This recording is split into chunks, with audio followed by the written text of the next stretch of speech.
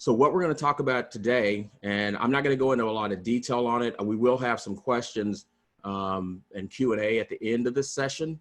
The first thing you want to do with your diversity recruiting efforts is really start with success in mind. You want to start with what does the end look like, and we'll talk a little bit more in detail about that. You want to be able to select a champion for your diversity efforts. You want to be able to build a framework for success that will help you move your diversity recruiting efforts through the process and get clarity on what next steps look like for your organization. And then I'll share a little bit on tactics and tools. I'm just going to touch on that a little bit because we have several other sessions that go into much more detail and specific around how you use the tools and which tools are most productive for a lot of the people that we've talked to. So to start with success in mind, what is it? You want to put your mind you want to get in the mindset of, hey, what does success look like now? And what do you need to achieve to be able to get that success? And then put some milestones in. You always hear people talk about having SMART goals and metrics, but you want to be able to define what success looks like and come up with some things, your own measurements of what success looks like for your organization or for you personally. You can't always take this cookie cutter approach where you're going to take every metric that you use in the recruiting world or metrics that some other company might be using. It really needs to be tailored to your organization. So if you can do anything, take that time and really visualize what success is going to look like for you from a diversity perspective. This is probably the most important step in this process of boosting your recruiting efforts. The key is to find someone who actually believes in diversity beyond the business case for diversity. You certainly are going to hear lots of conversations, and if you read anything on the internet or anything on social media, there's a lot of information about the business case for diversity and how much more diverse teams are than non-diverse teams. You're also going to hear a lot about inclusion, belonging, and making sure that your workplace is a place where everyone could be themselves. I'm not going to spend a lot of time talking about that.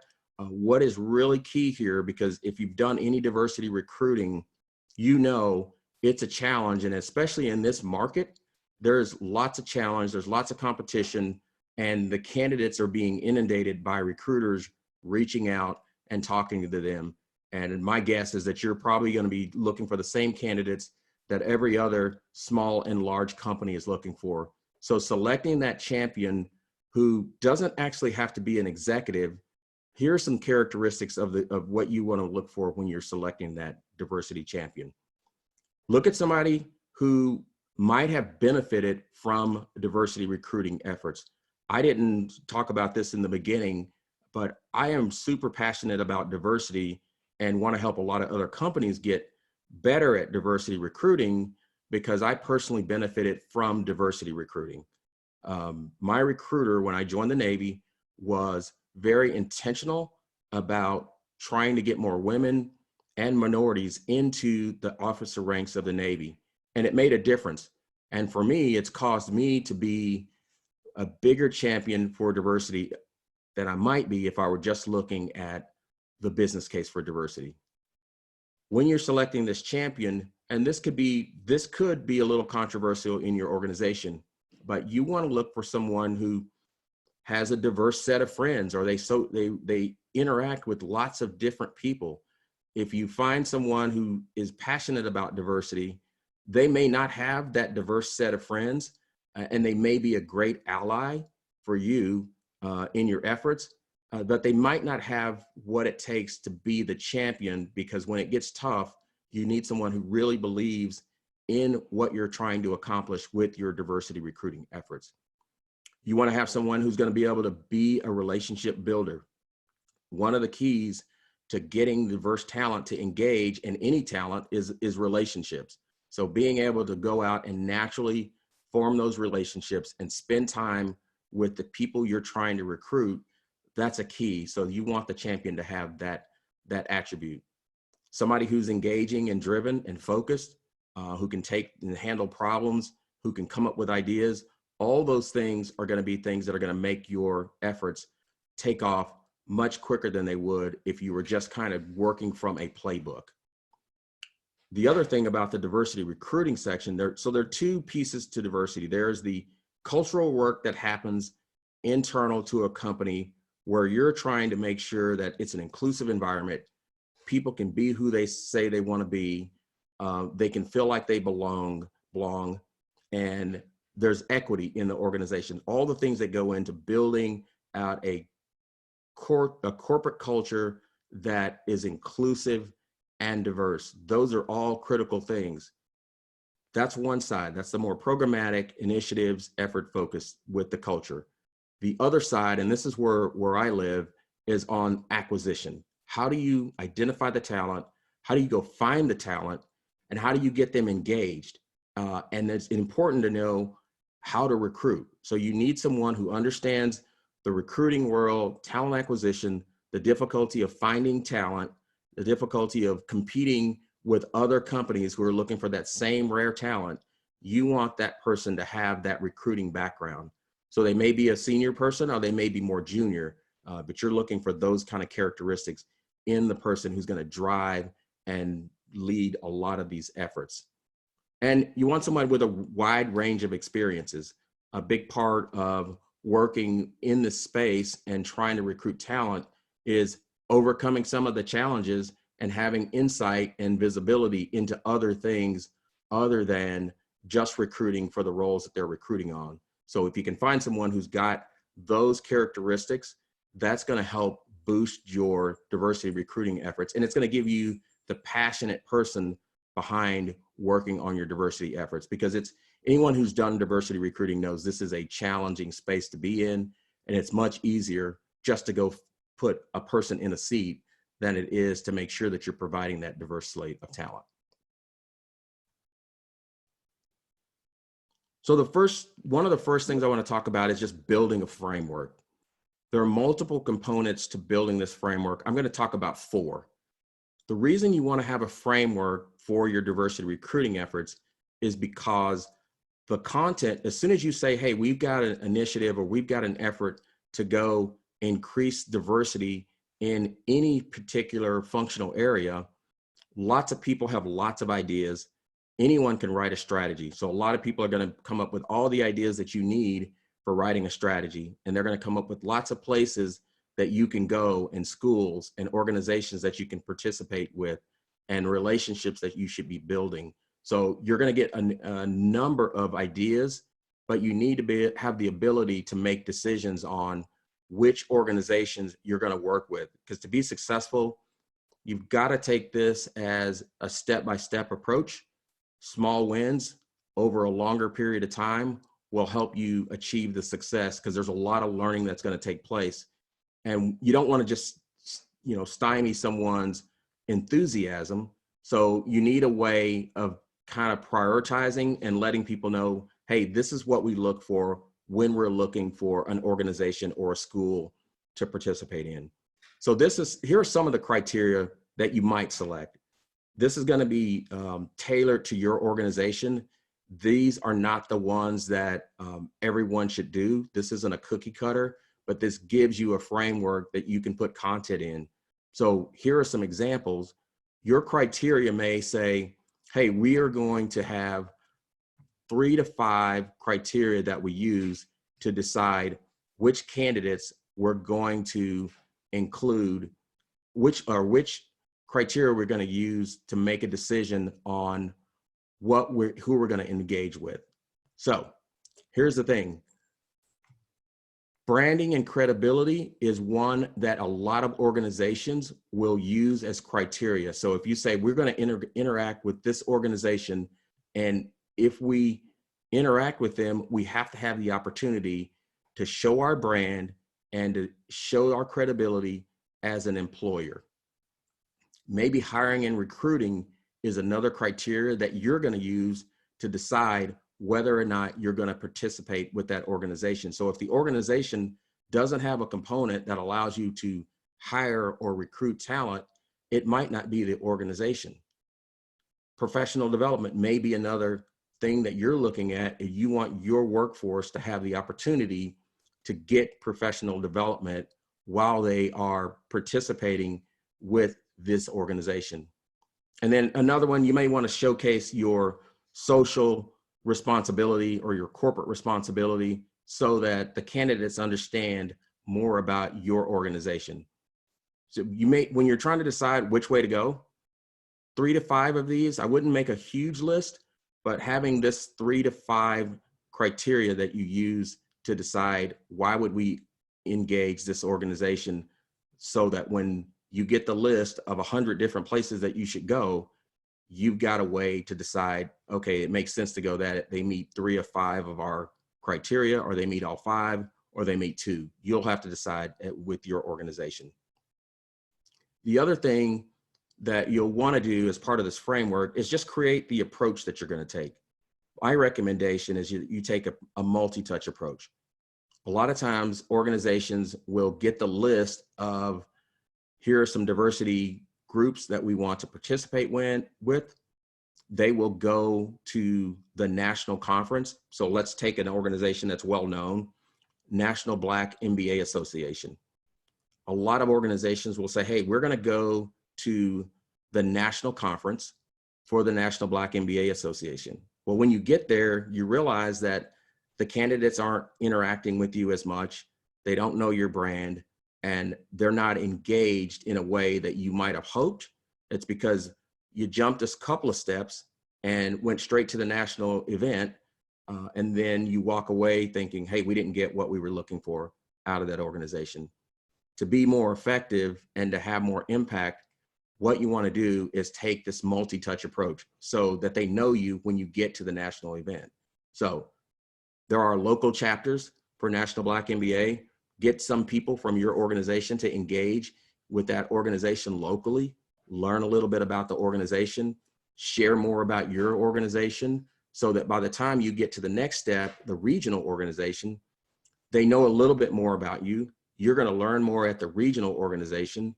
And then when you get to the national conference or the national event, they're going to know more about you. You're going to know more about their relations, about their organization. And it's all about building those relationships.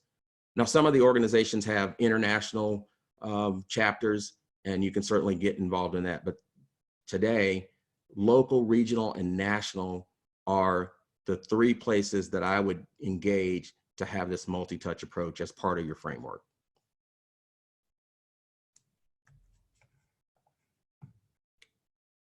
The next part of this framework is having the ability to establish priorities.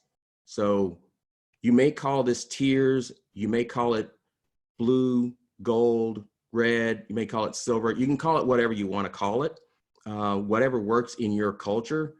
The concept is you want the ability to establish tiers, meaning, hey, this is a tier 1 organization that we've decided to participate with.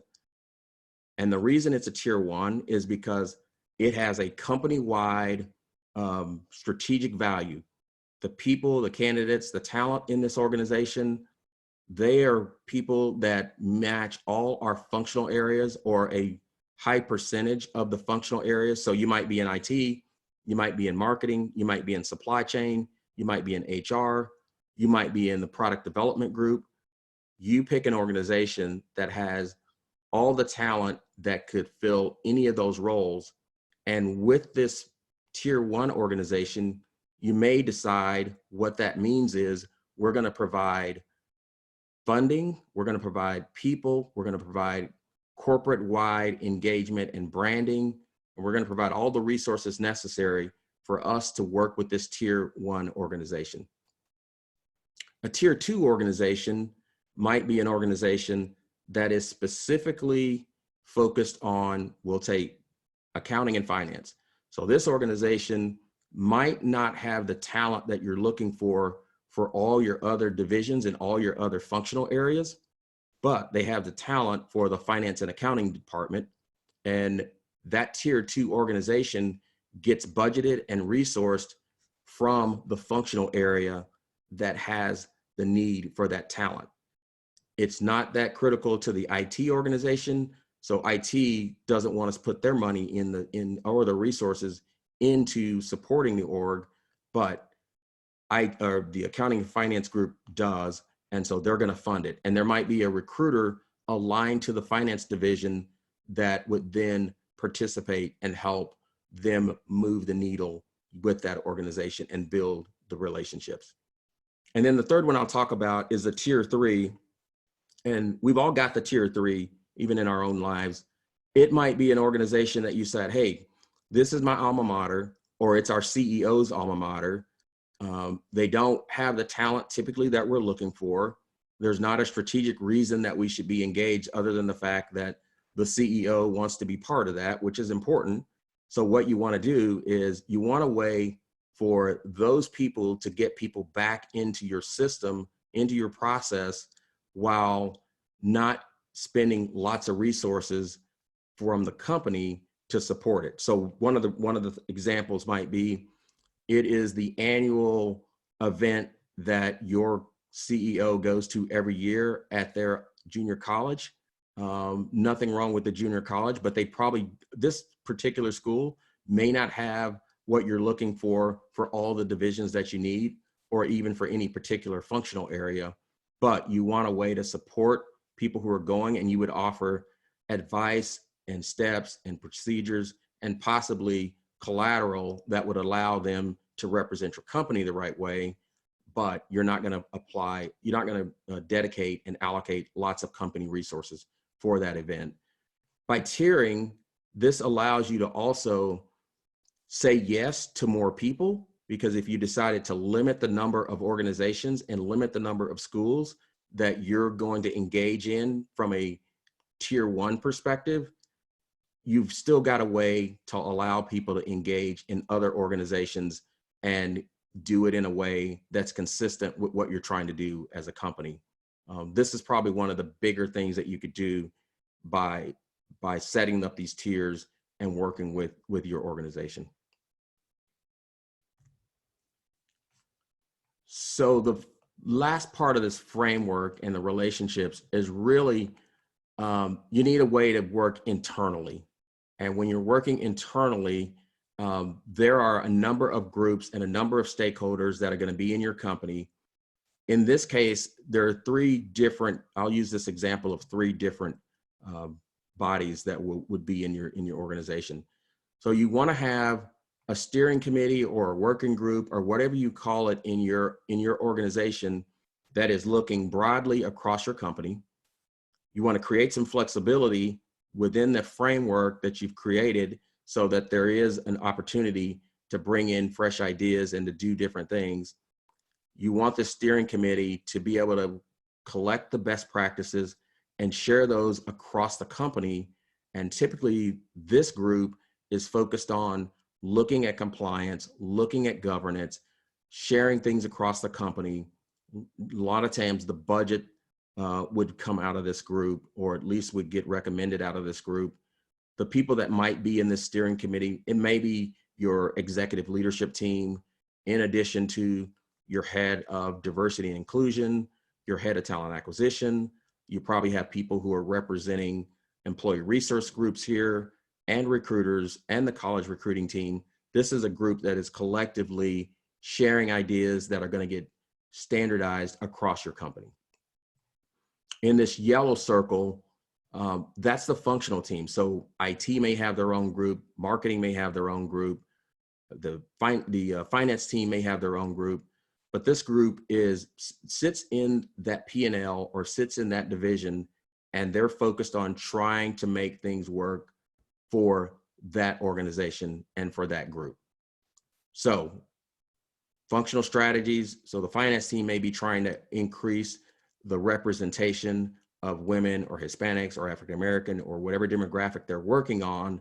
They've identified places that they're going to go. Some of those places may be on your tier 1 list of organizations that you're going to engage in. And some may only be maybe on the tier 2, or some may be on tier 3, but they're going to provide those functional resources and dollars and people to support their efforts. They're going to communicate with the steering group, and they're going to be communicating anything that seems to be working, challenges that they're having. And this third group, these engagement teams, the engagement teams are the actual boots on the ground. There may be people that came from the finance group or IT or marketing, and they're going to these local, regional, and national events. There's an executive sponsor that has a seat at the table with the steering committee, has a good relationship with the other functional teams. You may have a team captain if you've got a lot of schools or a few schools or a number of organizations or even a few organizations that are going to help organize and coordinate the efforts that are going to happen on the ground.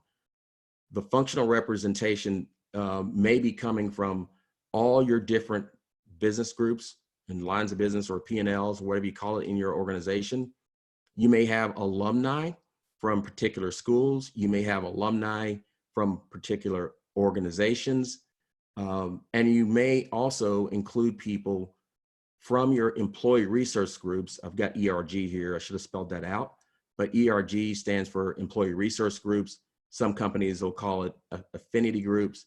These are the people who are coming from diverse populations within your organizations that want to be part of these engagement teams, so that when you show up at the event, you have people who look like the people and have similar backgrounds to the people you're trying to recruit. So this part of the framework is really about moving your internal communication in a way that everyone is on the same page and best practices get shared across the organization, and challenges that the organization might have get shared across the organization.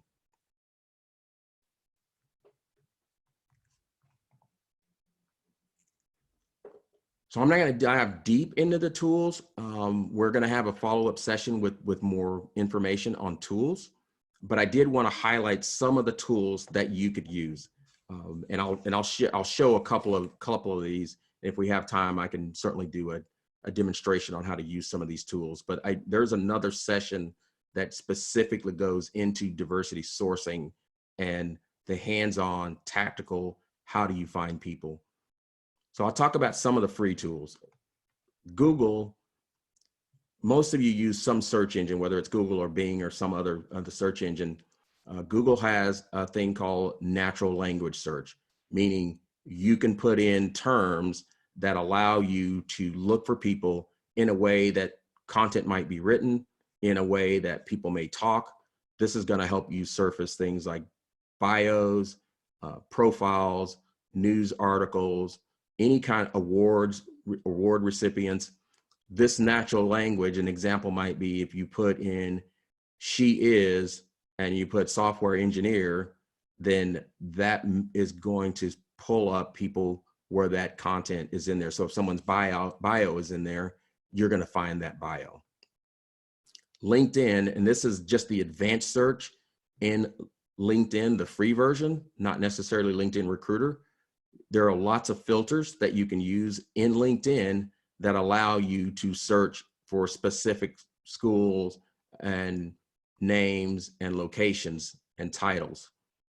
Then LinkedIn Recruiter, this is a paid version. On LinkedIn Recruiter, you can create filters that allow you to filter out.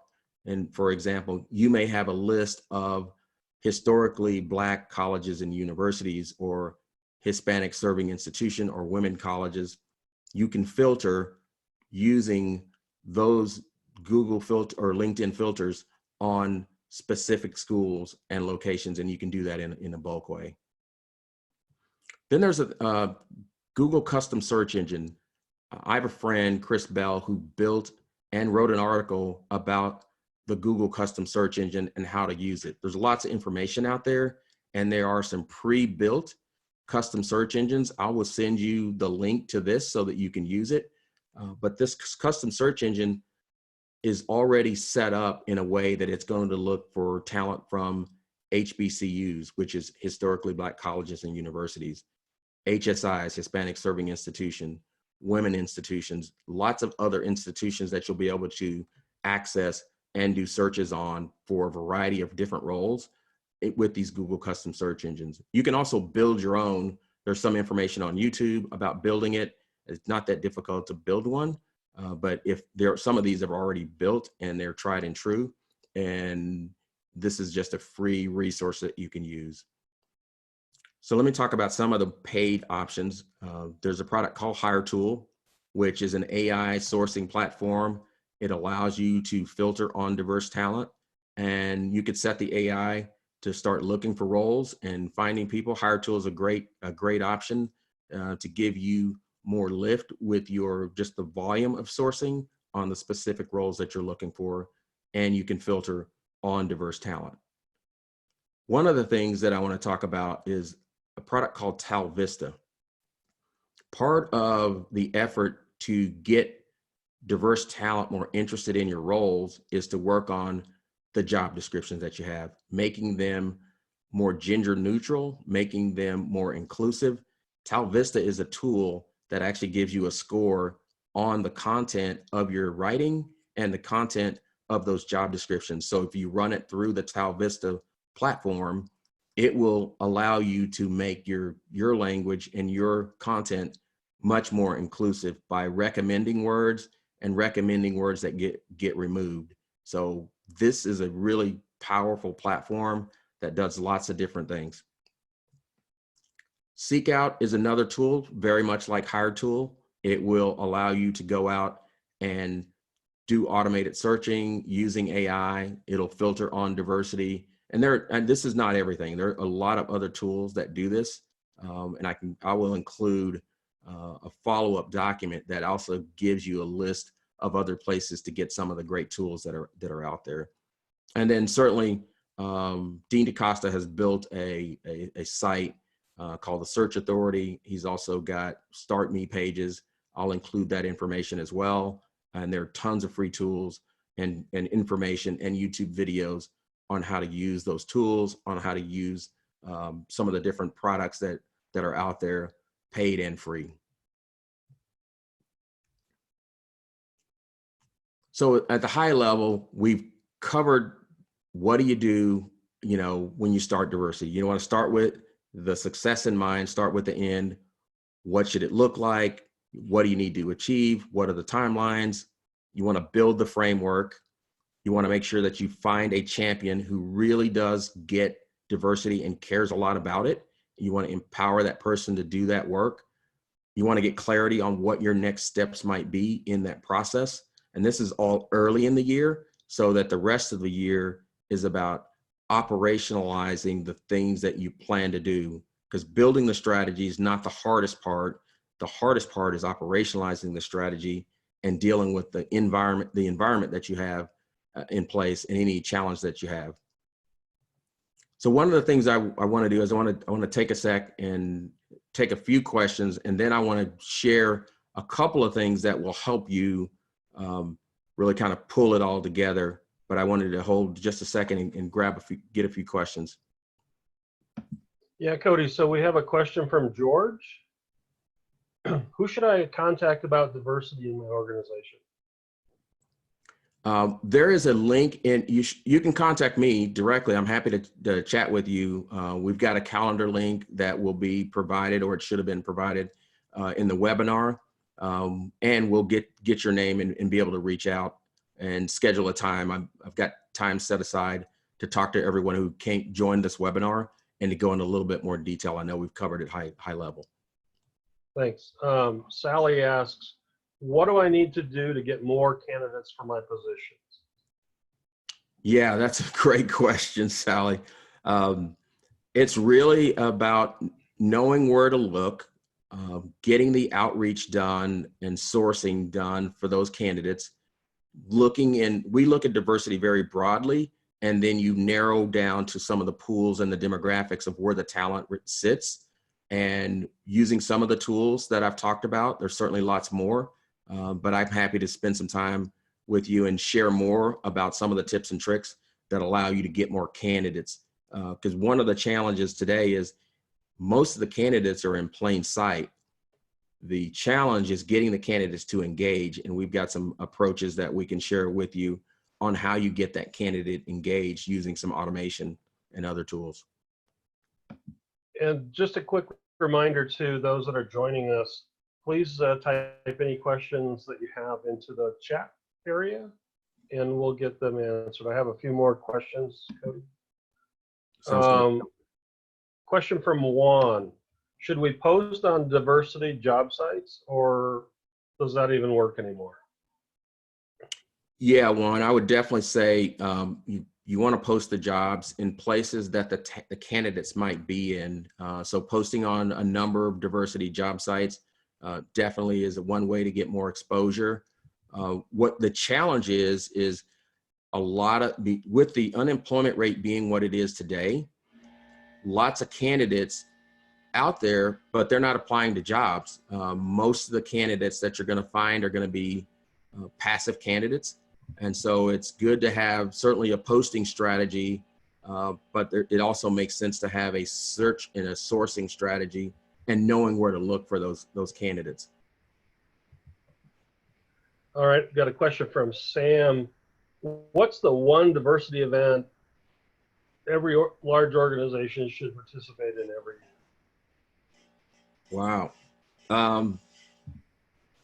I think that's a tough question. It depends on what you're trying to do, what you're trying to accomplish. So that one diversity event, I think it's hard to say what that one should be. What I think is important is to get to an event where there are recruiters and diversity recruiters specifically that can share more about some of the events. So some of the big events, if you go to an organization like National Black MBA, you're going to get business-minded people as well as former engineers, because a lot of people, when they start as engineer, they progress their career into the business world. And so that's an example of an event. I can also provide a list of a number of organizations that have events, so that you can decide what organization makes sense and what event makes sense. Stu asks, so what diversity organization should we engage with, or where can we look for a list of those organizations? Yeah, if you just do a search on your search engine, you're going to find a long list. But I've got a list that I'm happy to share with the group on a lot of different organizations that are out there that might be helpful. Juanita asks, how do I participate in a diversity event if my company wants to actually participate? Yeah, most of the organizations that have these events, they have on their website when their events are going to be. They also have information on if you want to be a sponsor or if you're just looking to be an attendee. They have information there. Some of the events are pricey. One of the tricks that you could use is if you are interested in engaging with one of those organizations, is certainly go build a relationship, but you can also look for members of that organization and ask questions of them of why they participate in the organization, how they feel about it, what's been the benefit of being part of that. But most of the organizations have instructions on their website on how to participate. George asks another question. How does your company work with customers to help them with diversity? Yeah, what we do is we actually work as an extension of the recruiting team. So our goal is to help the recruiting team be most successful. And the work that we do specifically is around sourcing and screening candidates. So we go out, we find the candidates, we include diversity as part of our slate. If we need to focus on a specific demographic that the client is looking for or they're trying to solve for, we put more energy into that demographic for them. We qualify the candidate, we screen them, and we present them to the client. In addition, we give the client all the candidate profiles so that even if they're not hiring today, they can keep the profiles so that when they are hiring, they've already got that data. Great. Sherry asks, do you recruit only for diverse candidates? You know, we really broadly, we recruit, we're a sourcing organization. So we're going to source a broad number of candidates. We just make diversity sourcing part of our normal workflow. And so we're going to look broadly at the talent pool for the organization. So you remember I said, start with the end in mind. So starting with the end in mind may be, here's an example. A company says, we need to hire more software developers who are Python developers. And we are also trying to increase the number of women Python developers in our organization. So for us, for that company, success looks like hiring more Python developer, including more women in that hiring process, and getting those candidates hired. So that's the diversity part. And then the other part, the handoff, is making sure that when people start, they've got a great onboarding, and they're going to stay, and they feel like they've got career development. So we look at everyone. We look very broadly at diversity. And when I say broadly at diversity, I mean, we're looking at not just gender and ethnicity. We're looking at people's preferences, orientation, personal pronouns. We're looking very broadly. Age, there's all these demographics that we look at. Sometimes the client wants to fix a certain deficiency that they might have in their workforce, because they want to represent, they want to be reflective of their customer base. Okay. Betty asks, how do we focus on diversity when we have no budget for it? Yeah, that's always the trick, right? So diversity recruiting is like any other talent acquisition effort.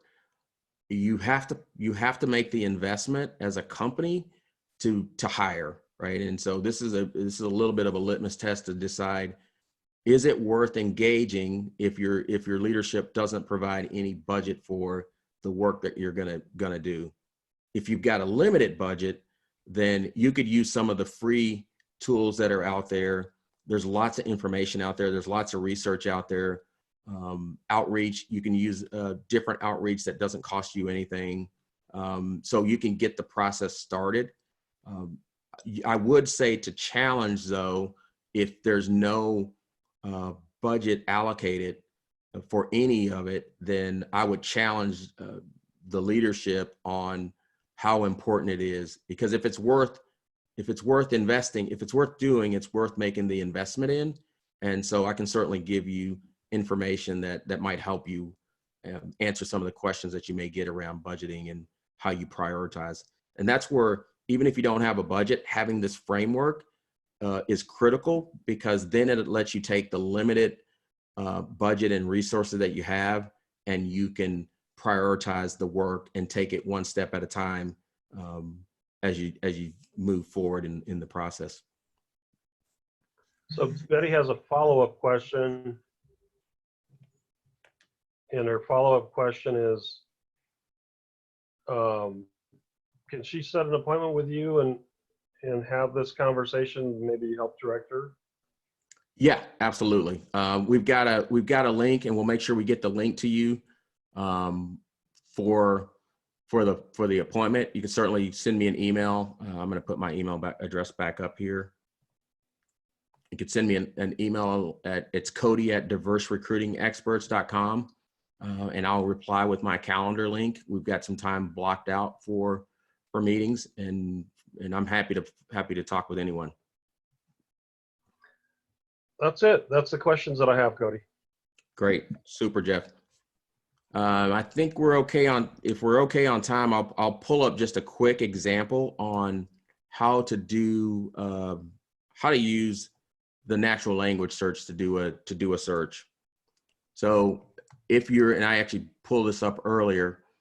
So in the Google natural language, it's just the way you talk, right? So something may be written as she is and then let's say we're looking for a software developer, and we're going to just look to see, is there someone on LinkedIn that matches that? And so when I do that, this brings up a number of different places. Now there's some easier ways to do this, especially with the custom search engine, but here's a candidate. When I look, this information is showing in the profile, and this gets a candidate. You know, I mean, I didn't do a very specific search, but this just generally gets a candidate that you might want to go after, right? There's a full stack developer, good experience. So that's just a quick example of how you might use the Google natural search and find candidates. That doesn't cost you any money. As long as you've got access to LinkedIn, that will help you find a number of candidates. Great. Any other questions, Jeff?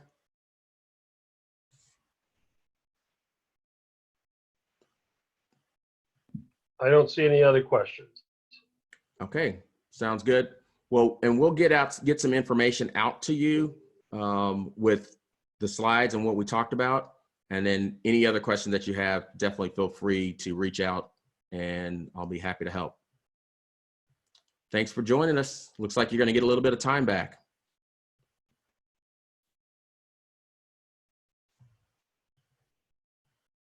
Take care.